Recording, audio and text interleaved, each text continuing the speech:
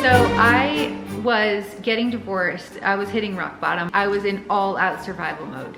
At the time, I was doing quite a lot, and I had to make the tough decision for myself to completely batten down the hatches. So it was like, okay, I'm going through a hurricane and I need to protect my core needs in order to survive at all costs. What I realized was it is entirely possible to do a total mass unsubscribe, and I was unapologetic about it because I needed to do it. I may have been a sort of truth in other people's lives for many years, but I had a wake-up call when I started my own family and realized I had not been standing up for myself, owning and speaking my truth, and that was a generational curse that needed breaking.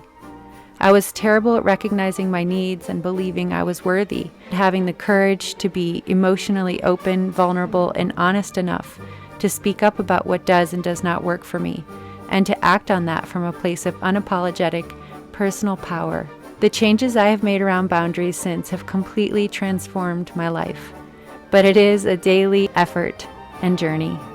We can learn from each other's mistakes and experiences if this is something you're working on too. When done right, great boundaries are not fences designed to keep the world out. They simply allow you to attract and keep the best parts in: peace, bliss, and happiness.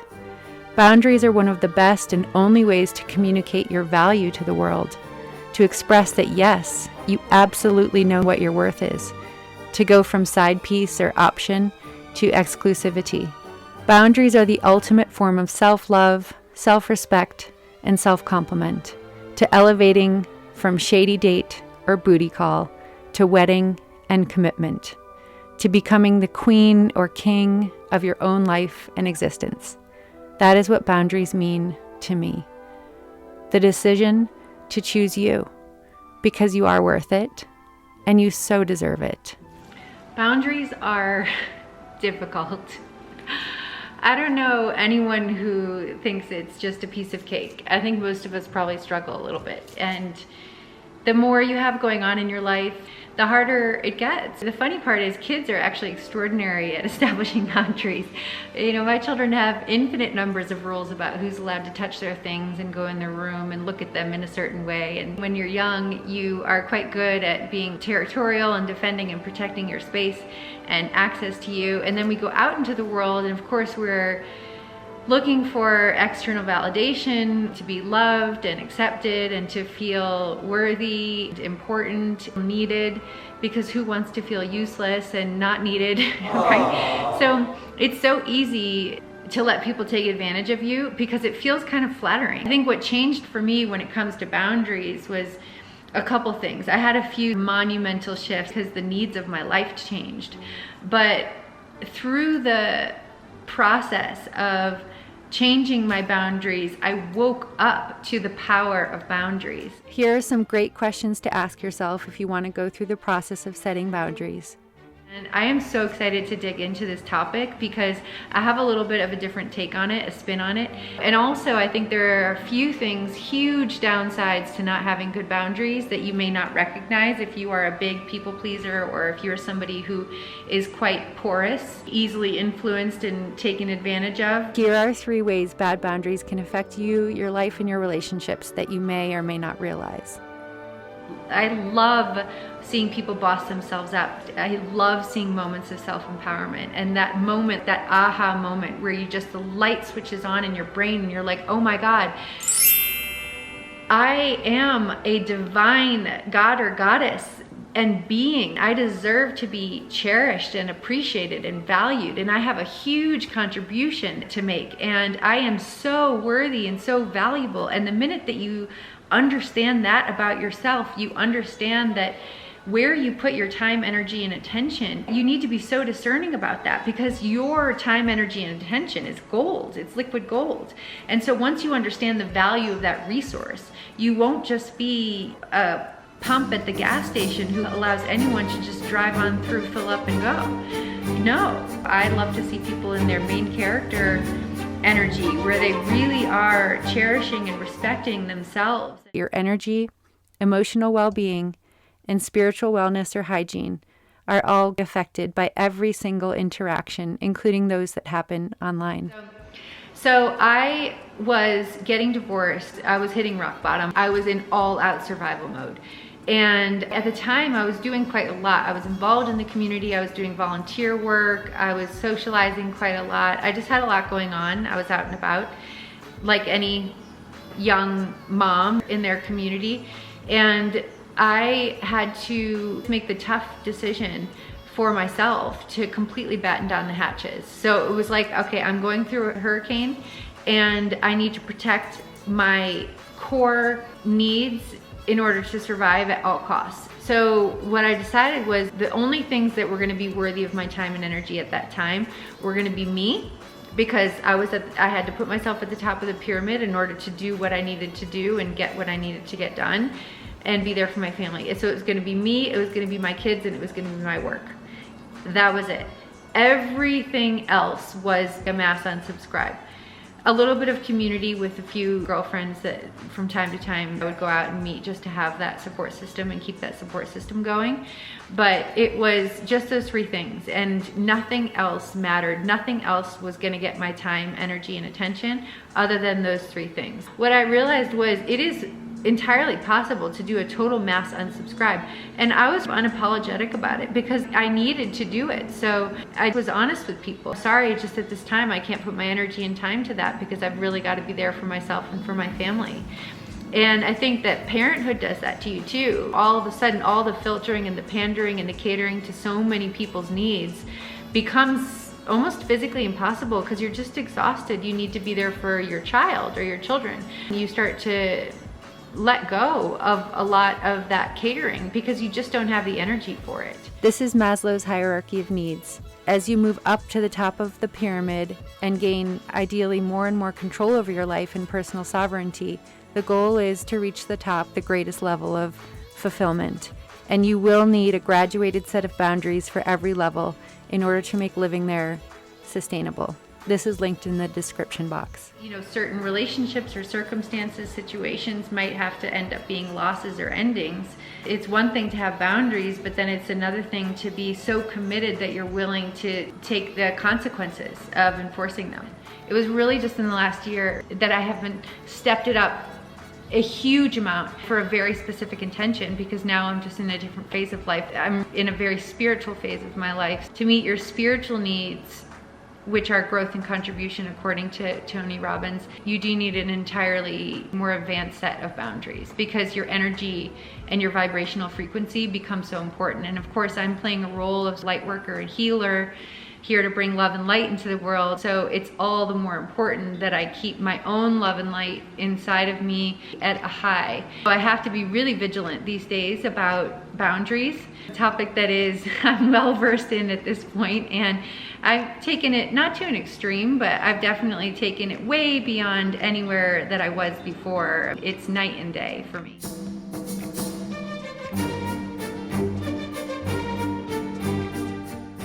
And I see the visible results and difference. I am quite specific in that I'm an empath, I am highly sensitive, and I am a starseed. Very quick and easy to absorb other people's energy. I can feel other people's energy.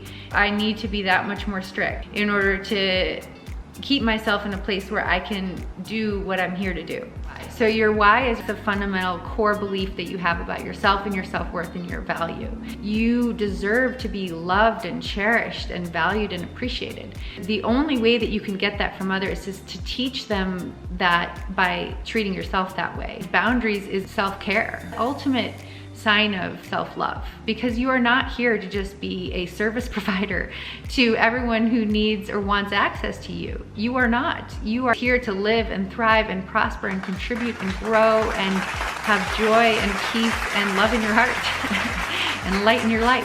Like I learned when I had to discipline my children, which was a beast of a job, because I had one child who was on the Richter scale of difficult 1 to 10, a 12. And that was not me who rated him a 12. That was my father who raised 5 children. And I will say that we were not the easiest, if I'm being honest. So I had to get really militant almost, a loving militant, but it was completely out of my comfort zone. What I learned from that was I had to really deeply believe in the why in order to be able to enforce the what. When you come up against resistance to your boundaries, that's the only thing that you have to rely on. And kids are exceptional at seeing right through you if you're not willing to enforce the rules, right? Or if the rules are not really the rules. They know. They sniff it out from miles away. If you're not willing to follow through on them and defend them because you don't know deep to your core what the why is, then there's no point in having boundaries, because people are just gonna step all over them and step all over you. And then you'll end up feeling like you're caving, capitulating, and you'll feel frustrated, angry, and resentful.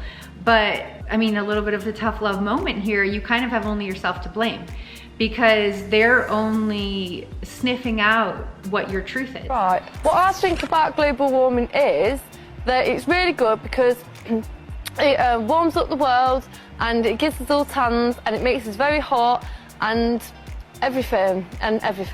These are my 5 tips when it comes to communicating your boundaries to the relevant people in your life. Think back to any time when you feel like you've been in complete flow state, when you just felt like everything was clicking, you were totally in your groove and at your best. What I know about myself in those moments is I feel extraordinary, almost invincible, like I can do anything, create things, and that's when magic happens. And that's what you want to access. That is that sparkly vein of life. What would your life look like if you were in that state far more often? What's that worth to you? What would you be able to put into this world? What kind of fulfillment would you be able to create in your life? And then what's that worth to you? And then you back into what boundaries need to be in place in order to support yourself to be in that state, to be able to make that kind of contribution and create that life and fulfillment for yourself. And I was catastrophic at this. I really was, until very recently, honestly. I was not recognizing and honoring my own value. I was too flattered by people who seemed to like and want my energy, time, and attention. And I allowed for siphoning, use and abuse in some ways. It wasn't until I really understood how valuable and precious my energy was that I started to really put up the right safeguards in my life in order to protect it at all costs. Because once I understood the value of it, I understood the potential of it. And once I understood the potential of it, I understood the cost to not honoring that. So every time I was letting somebody use my energy for their own needs and uses in ways that were not really serving me and my higher good and higher purpose, I was wildly inhibiting my ability to fulfill my own divine purpose and passion and true north and everything that I'm here to contribute. Now my boundaries are wildly different because I realize what I'm able to do with what I've got and who I am. So therefore, no one is going to take advantage of that without my permission. Yes, I am a very generous and loving spirit. I have so much love to give, and that's the reason why I'm doing this and I have this platform. I am overflowing with love. I had someone tell me once that you're like a multi-billionaire when it comes to love. Stop being so stingy. And it's true. I have so much love to give. But part of the reason I'm doing the platform like this is so I can scale my energy in a way that's not depleting to me, to be perfectly honest. I love people, but a lot of times I feel depleted by people. I need time alone and I need my space alone. I'm a little bit of a hermit sometimes. I've got some incredible people around me in a support system, a small, tight group of really close friends and family and people who I love and adore and people who love and adore and support me. But I have shrunk that group a lot over the years. I used to be a total social butterfly. I was just really always seeking external validation, but I didn't really recognize how depleting that was. In the luxury goods world, the theory was that you needed to go higher instead of lower with the price because that was a way of communicating value. And ironically, sometimes people trust the value more when the price is higher, which is ridiculous. But it's like if the watch is $8,500 as opposed to $2,500, you just think, you know, you look at it in a different way. And it can look the exact same. I mean, the two watches can be side by side and they can literally be the exact same watch. Some people feel better about spending and paying more because it makes them feel more confident in the value. So same thing, the minute that you start establishing boundaries, you put a price on your energy and your time and your attention and your being. People really respect that and will treat you different. That is really sitting in your own power and valuing yourself and teaching people how to value you. Okay, boundaries versus preferences. Ooh, I learned this the hard way through also discipline, enforcing rule system in my house. Now, as I mentioned, I had to get militant. Short of literally hiring somebody like a soldier to come in an army uniform and discipline my kid, I was at my wit's end. Something had to change. I just felt like I did not have a handle on it. I had to prioritize and choose my battles. So I chose just 5 rules that for me were totally deal breakers in terms of I just was not willing to tolerate those things in my house. I was absolutely not willing to. Life with 3 young kids was wild. Prioritizing meant choosing the few things that mattered most to me and letting a lot slide. If my daughter didn't want to brush her hair and preferred to go to school looking like she had a rat's nest on her head, so be it. Or if my son wanted to make soup out of every single spice and condiment, I had to choose my battles and discover the real difference between boundaries and preferences. I mean, this is a lifelong journey. Trying to get to the point where you really love and appreciate and value yourself in the way that you deserve. And good Lord, we're all working on it. It's a daily struggle. But you are so worthy. I hope that you feel that way, and if you don't, then I hope you get to the point where you do. In preparation for this video, I visited a place where huge boundaries are imposed upon people by accident or oftentimes as a result of things entirely outside their control. The National Ability Center is a beautiful place for people with cognitive and physical disabilities. It's just a great reminder that it is a gift and privilege to be able to establish boundaries yourself in life rather than to have them be imposed upon you. I wish you love, luck, blessings, and so much success as you go out into life and make yourself the queen or the king of your own existence.